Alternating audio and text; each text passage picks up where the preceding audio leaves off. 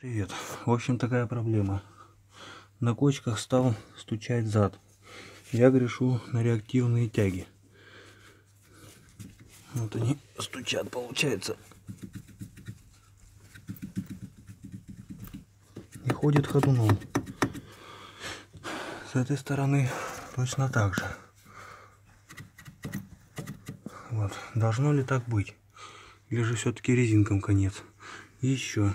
Что вот это вот такое? Что за приспособление? Вот это вот. Тоже ходуном ходит. Тут, я так понимаю, резинки какие-то стоят. И вот с этой стороны тоже.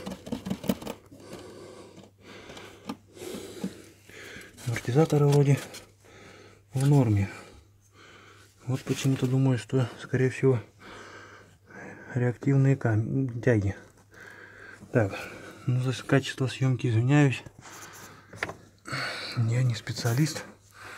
Так что помогите, пожалуйста, кто чем может.